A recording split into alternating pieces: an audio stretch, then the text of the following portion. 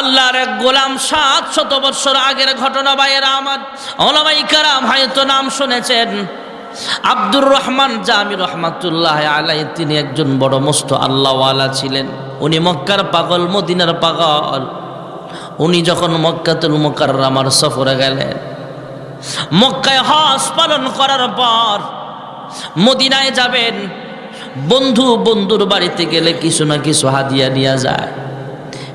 বিয়ার বাদ গেলে কিছু না কিছু হাদিয়া নিয়ে যায়। আমি আব্দুর রহমান জামি মদিনার পাগল, আমি কি নিয়ে মদিনাতুল মুনাওয়ারায় যাবো? সুবহানাল্লাহ। আব্দুর রহমান জামি রহমাতুল্লাহ আলাইহি কয়েকদিন যাবত মদিনায় যায় না, কোথাও যায় না। সারাদিন 24 ঘন্টা একটাই ফিকির, আমি কি হাদিয়া নিয়ে যাবো।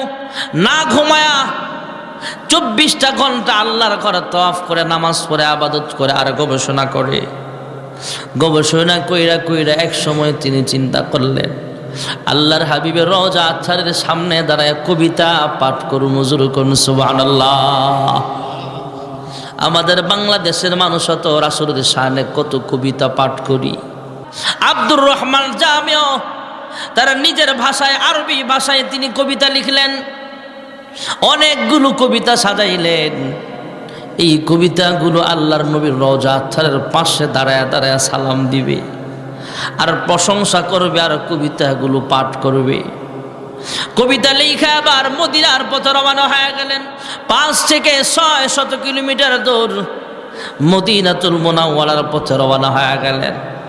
আজ থেকে 700 বছর আগে তো বিমানের ব্যবস্থা ছিল না, গাড়ির ব্যবস্থা ছিল না।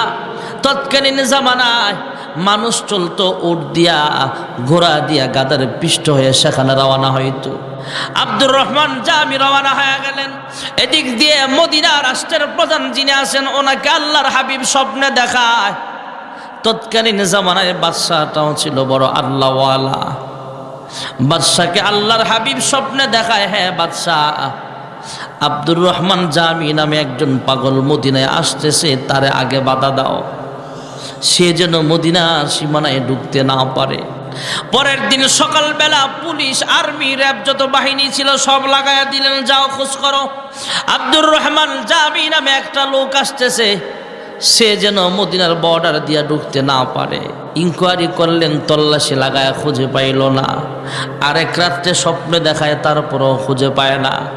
আল্লাহর হাবিব তৃতীয় রাত্রে স্বপ্নে দেখায়, আব্দুর রহমান জামিও তো আল্লাহওয়ালা মানুষ, তিনিও তো খবর পাইছে ওনারে বাধা দেওয়া হচ্ছে, ওনাকে ঢুকতে দেওয়া হবে না।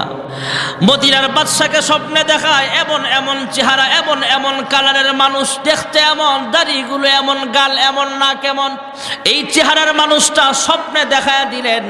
এই লোকটাই হলো আব্দুর রহমান জামি, সে যেন মদিনায় ঢুকতে না পারে। সুবহানাল্লাহ কন্যা। মদিনার বাদশাহ 3 দিন স্বপ্নে দেখার পর পাগলের মতো হয়ে গেলেন। পাগলের মতো হইয়া তিনি আবার তল্লাশি লাগাইলেন, চিরুনি অপারেশন যাকে বলা হয়। মদিনার চতুর্দিকে পুলিশ, আর্মি, র্যাব যত বাহিনী আছে লাগাইয়া দিলেন, গোয়েন্দা লাগাইয়া দিলেন। একটা বস্তা, একটা মানুষ, কোনো ব্যবসায়িক কাফেলা তল্লাশি করা ছাড়া কেউ যেন মদিনায় ঢুকতে না পারে, বের হতে পারবে। এবার মদিনার বর্ডারে যখন তল্লাশি লাগাইয়া দিলেন, আব্দুর রহমান জামিও তো টের পাইছে ওনাকে মদিনায় ঢুকতে দেওয়া হবে না। উনি তাকায়া দেখলেন একটা ব্যবসায়ী কাফেলা মদিনায় ঢুকতেছে। বিশাল উটের মধ্যে, গাদার মধ্যে অনেক মাল সামানা বস্তা দেখা যায়। আব্দুর রহমান জামি পকেট থেকে অনেকগুলো স্বর্ণ মুদ্রা বের করলেন, টাকা বের করলেন।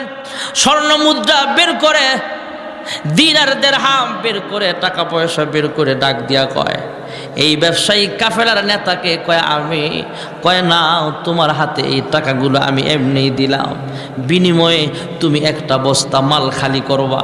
অনেকগুলো বস্তার ভিতরে মাল দেখা যায়, কয় হ্যাঁ, একটা বস্তা খালি কইরা মালের পরিবর্তে আমার ব্যবসার ভিতরে, সেই বস্তার ভিতরে ঢুকাইবা।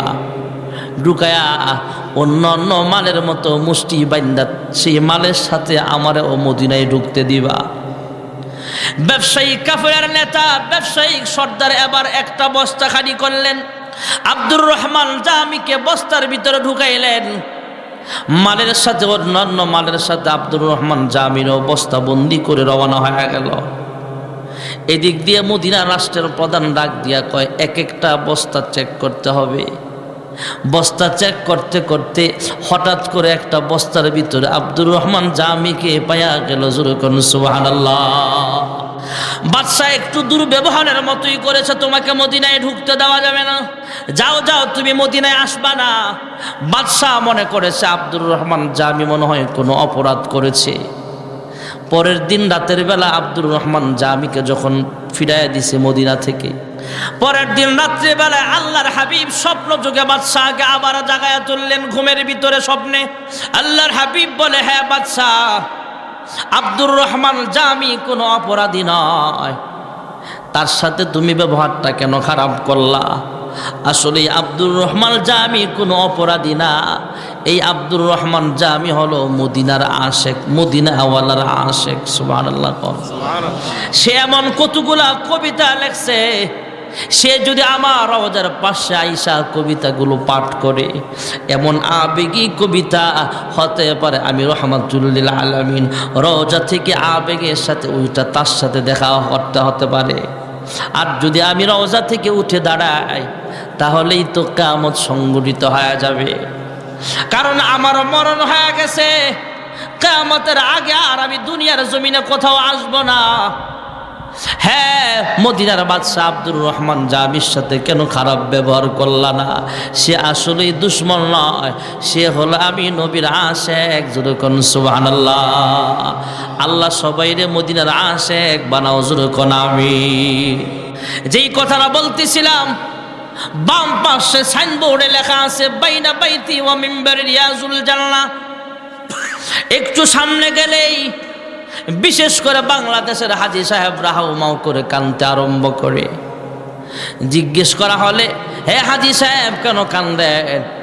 কয় হুজুর, এতদিন ৬০০০ কিলোমিটার দূর থেকে যখন দুরূদ পড়তাম, দোয়া আমল করতাম, আমাদের আমলের হাদিয়াগুলো ফেরেশতারা আল্লাহর নবীর রওজা আত্মারে পৌঁছানোর ব্যবস্থা করত। আর এই মুহূর্তে এমন একটা জায়গায় দাঁড়ায় সালাম দেব, তাকায় দেখেন সবুজ গম্বুজের নিচে আল্লাহর নবীর রওজা আত্মারে দেখা যায়। এতদিন ৬০০০ কিলোমিটার দূর থেকে যখন সালাম দিতাম, আল্লাহর হাবিবের কাছে ফেরেশতারা আমাদের নাম ঠিকানা সহ পৌঁছায়া দিত। আমরা এখানে বসে যারা আমল করতেছি, আমাদের আমলের হাদিয়াও নাম ঠিকানা, বাবার নাম ঠিকানা সহ ফেরেশতারা আল্লাহর নবীর রওজা আত্মারে পৌঁছায়া দিবে। যেরকম সুবহানাল্লাহ। হ্যাঁ হুজুর, এতদিন ৬০০০ কিলোমিটার দূর থেকে সালাম দিতাম, আর এই মুহূর্তে এমন একটা জায়গায় দাঁড়িয়ে আছি যেখানে দাঁড়ায় সালাম দিলে আল্লাহর হাবিব নিজের কান মুবারক দ্বারা শুনতে পায়। জবানের ঠোঁট দুইটা লড়ায়া লড়ায়া, জিহ্বাটা লড়ায়া লড়ায়া উম্মতের সালামের জবাব দেয়। আর আমাদের নাজাতের উসিলা করে, আমাদের নাজাতের দোয়া করে। জোরে করুন সুবহানাল্লাহ। আল্লাহর হাবিব যেখানে শুয়ে আছেন, আল্লাহর হাবিবের রওজা আত্মারের পাশে যে বিশাল মসজিদ আছে, মসজিদে নববী, এই মসজিদে নববী মদিনার মসজিদে 1 রাকাত নামাজ আদায় করলে 1 লক্ষ রাকাত নামাজের সব লেখা হবে। আল্লাহর নবীর রওজা আত্মারের পাশে যেখানে মসজিদ নববী আছে, সেখানে 50,000 রাকাতের সব হয়। ভাইরা আমার, 1 লক্ষ নয়, 50,000 রাকাতের সব সেখানে নামাজ পড়লে হবে। আর খানায় কাবা হুদাল্লিল আলামিন, যে মসজিদ খানায় কাবা আল্লাহ বানিয়েছেন, যে ঘর আমরা তওয়াফ করি লাব্বাইক বলে বলে, যে ঘরের সামনে হাজিরা দেই, ওই ঘরের সামনে আমরা হাজিরা দেই। সরাসরি কাবার সামনে যায় কেউ 1 রাকাত নামাজ পড়লে আল্লাহ তাআলা তার আমল নামায় 1 লক্ষ রাকাত নামাজের সব লিখিয়ে দিবি। আল্লাহ তাআলা আমাদের সকলকে বাইতুল্লাহর মেহমান বানায়। জোরে কোন আমিন। বুনিয়াল ইসলাম আলা খামসিন, ইসলামের স্তম্ভ 5টা। 1 নম্বর হলো কালেমা। আমরা পড়ে নিয়েছি লা ইলাহা ইল্লাল্লাহ মুহাম্মাদুর রাসূলুল্লাহ। আল্লাহ তাআলা ছাড়া কোনো মাবুদ নাই, আল্লাহ ছাড়া কোনো মাবুদ।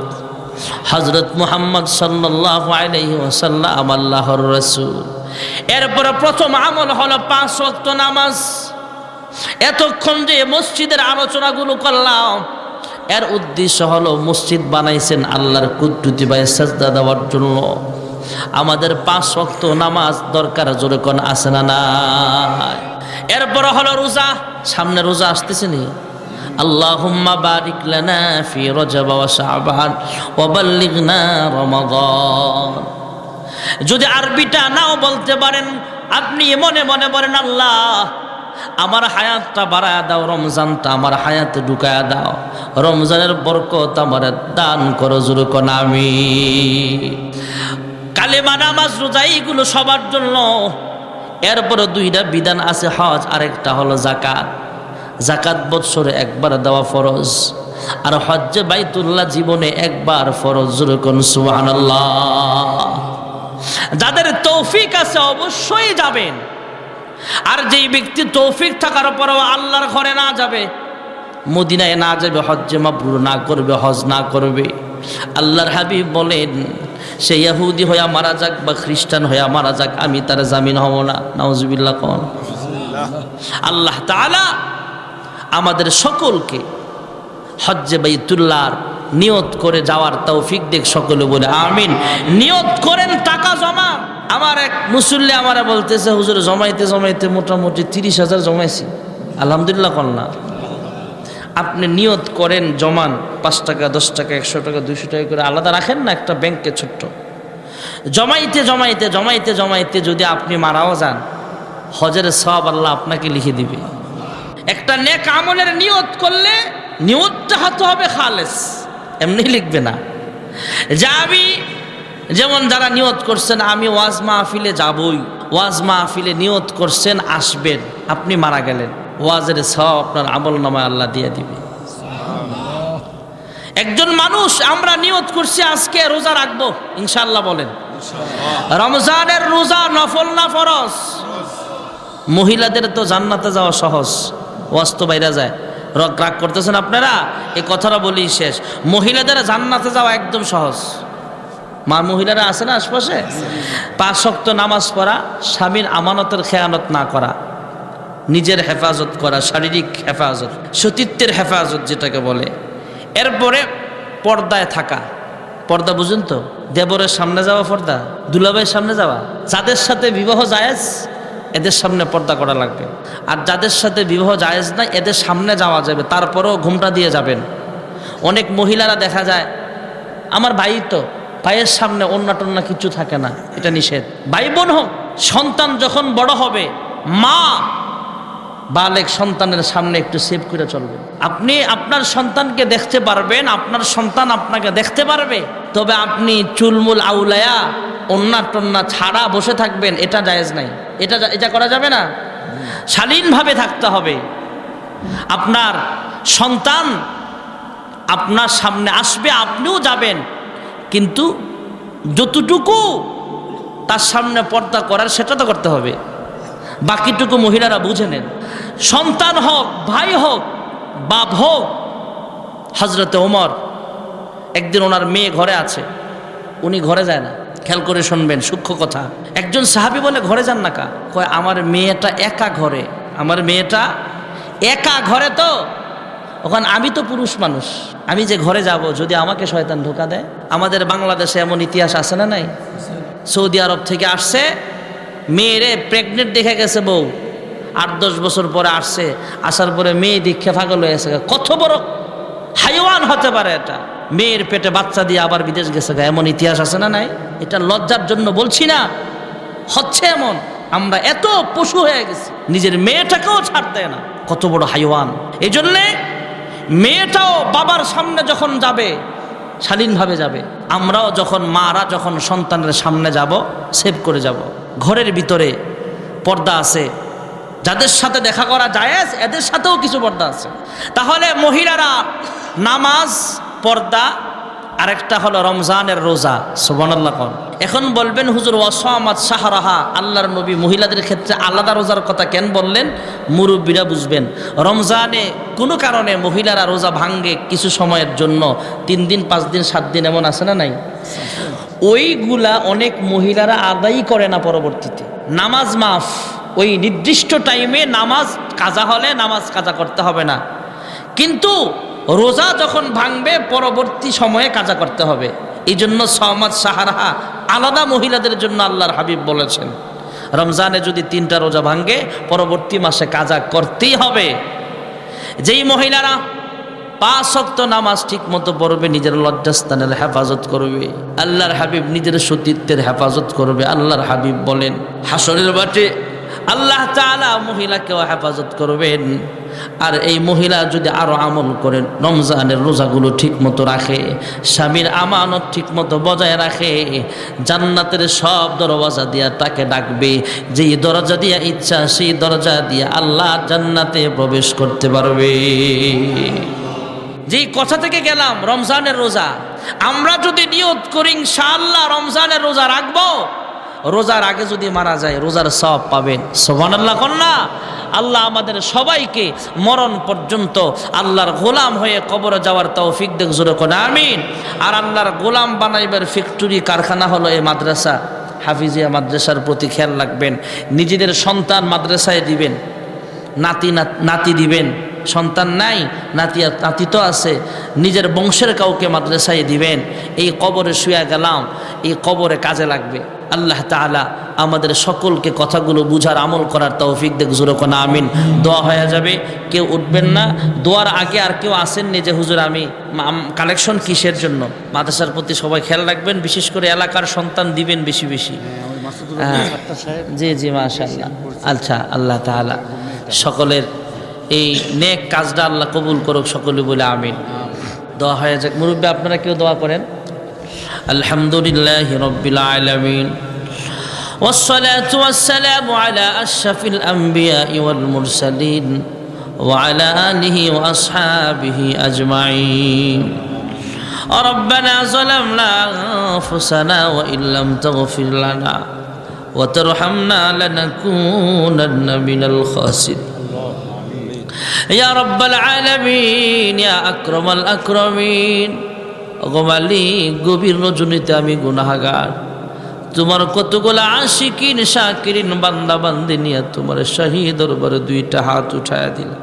আয় আল্লাহ, মাহফিলের শুরু থেকে এই পর্যন্ত যা কিছু আলোচনা হয়েছে, ভুল ভ্রান্তি মার্জনা করে আর হাদিয়া লক্ষ কোটি গুণে বাড়াইয়া বিশ্ব নবী রওজা ছাড় সোনার মদিনায় সবুজ রঙের গম্বুজের নিচে পৌঁছা দাও। আয় আল্লাহ, তাকে উসিলা করে বাবা আদম আলাইহিস সালাম থেকে মুনাজাত পর্যন্ত যত মুমিন মুমিনাত যারা পরিমাণ ঈমান নিয়ে কবরে শায়িত আছে, প্রত্যেকের কবরে আর হাদিয়াগুলো পৌঁছা দাও।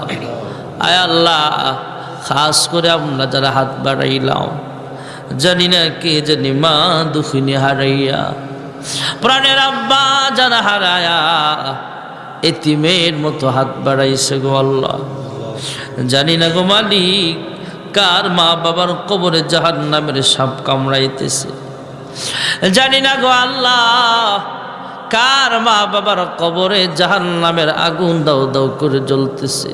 আয় আল্লাহ, তাদের পক্ষ থেকে মাফ চাই, ক্ষমা চাই। আজকের মাহফিলের উসিলায় তাদের কবরগুলো জান্নাতের বাগান বানায়া দাও। রব্বির হামহুমা কামা রব্বায়ানি সগীরা। আয় আল্লাহ, যারা টাকা দিয়া পয়সা দিয়া সুপরামর্শ দেয়া এমন জান্নাতের বাগান সাজাইছে, প্রত্যেকের মনের নেক আশাগুলো পূরণ করে দাও। এখানে যারা আছে সবার আত্মীয় স্বজন কবরস্থানে আসে। আয় আল্লাহ, এই কবরস্থানে প্রত্যেকটা কবরই তো মুসলমানের কবর, প্রত্যেকটা কবর তুমি জান্নাতের বাগান বানায়া দাও। আয় আল্লাহ, এই মাদ্রাসা তুমি কিয়ামত পর্যন্ত কবুল করে নাও। এই মাদ্রাসার বরকতে আমাদের সকলকে তুমি মাফ করে দাও। আয় আল্লাহ, আমার মতো গুনাহগার আসমানের নিচে জমিনের উপরে আরেকজন নাই। আমার গুনাহের খবর যদি আব্বা জানে কোনোদিন সন্তান বলে ডাক দিবে না। আমার গুনাহের খবর যদি বাজারের দোকানদার জানে আমার কাছে কেনা বেচা করবে না। আমার গুনাহের খবর যদি ড্রাইভার জানতো তাহলে ড্রাইভার গাড়ির সিটে আমাকে বসতে দিত না। আমার গুনাহের খবর যদি এই এলাকার মানুষ জানতো তাহলে আমার বয়ান শুনতো না। আয় আল্লাহ, আমাদের গুনাহগুলো যেমন গোপন রেখেছ, গোপনে গোপনে আমাদের সকলের জিন্দেগির সব গুনাহ খাতাগুলো মাফ করে দাও। আদর কো রিয়ামানো শাল্লা বানায়া, কেমনে দিবা জাহান্নামে ফেলিয়া। গুনার বোঝা মাথায় লয়া আমরা দেশ বিদেশে ঘুরি, কোন দিন জানি আজরাইলের হাতে ধরা পড়ি। কবরেরই আযাব যদি মানুষ দেখিত, ঘরবাড়ি ছাড়িয়ারে পাগল হইত। তুমি ছাড়া কারি কাছে আমরা করি বরদান, তুমি বিনে কে বুঝিবে মনেরই বেদন। তুমি যদি মাফ না করো আল্লাহ বান্দারে, বলো তোমার বান্দা যাবে কার কাছে।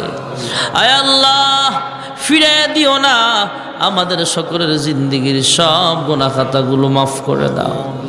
আয় আল্লাহ, আমরা যেদিন দুনিয়াতে থাকবো না সেদিনও আমাদের জন্য যেন আমাদের সন্তানরা দোয়া করে সেই তৌফিক দাও। এ মাহফিল দোয়ার মাহফিল প্রতি বছর যেন করতে পারে তুমি তৌফিক দান করিয়া দিও। অনেক মা বোনেরাও হাত বাড়াইছে, তাদেরকে পুরনো স্বামীর খেদমত করিয়া তোমার হুকুম হাকাম মেনে চলার তৌফিক দান করো। পর্দা নিশি না বেদা জাহেদা সালেহা বানায়া দাও। আয় আল্লাহ, অনেক ছেলে মেয়ে বিবাহের উপযুক্ত আছে, নেককার পাত্র পাত্রীর ব্যবস্থা করিয়া দাও। অনেকের বিবাহ হয়েছে কিন্তু সন্তান হয় না, তুমি আল্লাহ তাআলা একমাত্র সন্তান দেওয়ার মালিক, নেক সন্তানের বাবা মা হিসেবে তুমি কবুল করিয়া নাও। আয় আল্লাহ, আমাদের সকলকে 5 ওয়াক্ত নামাজি বানায় দাও। সামনে রমজান আসতেছে, আমাদের হায়াতে বরকত দাও। রমজানের রোজাগুলো রাখার তৌফিক দিও। আয় আল্লাহ, আমাদের সকলকে সুন্নতি দাড়িওয়ালা বানায়া দাও। আয় আল্লাহ, আমাদের প্রত্যেকটি ছেলে মেয়ে কোরআনী শিক্ষায় শিক্ষিত হয়ে পিতামাতা ও সমাজের খেদমত করার তৌফিক দান করিয়া দাও। হে মালিক, জানি না কার জানি আজকের মাহফিল শেষ মাহফিল হয়ে যাবে, কোন দিন জানি মালাকুল মউত আজরাইল সামনে এসে হাজির হয়ে যাবে। আমার দেহ থেকে যেদিন রূহটা আলাদা হয়ে যাবে, কয়েকজন দৌড়ায় মসজিদে যাবে মাইকে আলান দেওয়ার জন্য, কয়েকজন বড়ই পাতার গরম পানি করতে ব্যস্ত হয়ে যাবে, আর কয়েকজন বাজারে যাবে আমার জন্য নতুন কাপড় কিনবে, আর কয়েকজন বাচ্চাদের বাঁশ কাটতে ব্যস্ত হয়ে যাবে, আর কয়েকজন কবরস্থানের পথে রওনা হবে, কবর খনন করবে, মশারি টানায়া বড়ই পাতার গরম পানি দিয়া জীবনের শেষবারের মতো গোসল দিয়া দিবে, কাপড়ের প্যাকেট বানায়া কবর শোয়া দিবে। আয় আল্লাহ, সাদা মার্কিন কাপড়ের প্যাকেট হওয়ার আগে সাদা 2টা ইহরামের কাপড়ে জড়ায়া লব্বাইক লব্বাইক বলে বলে তোমার ঘরখানায় কাবার সামনে হাজিরা দেওয়ার তৌফিক নসিব করে দাও। আয় আল্লাহ, মক্কার মানুষ কত ভাগ্যবান, মন চাইলে মক্কাতুল মুকাররমার সামনে হাজির হয়ে যায়। মদিনার মানুষ কত ভাগ্যবান, মন চাইলে মদিনাতুল মুনাওয়ারার সামনে হাজির হয়ে যায়। আমরা কপাল পোড়া 6000 কিলোমিটার দূরের মানুষ, কিন্তু মন কান্দে বারবার মক্কা মদিনায় যাইতে। আয় আল্লাহ, বারবার মক্কা মদিনার মেহমান হওয়ার তৌফিক নসিব করিয়া দাও। আয় আল্লাহ, যারা দোয়া চেয়েছে প্রত্যেকের মনের নেক আশাগুলো পূরণ করিয়া দাও। আয় আল্লাহ, অনেকে অসুস্থ আছে, শিফায়ে কামিলা দান করো।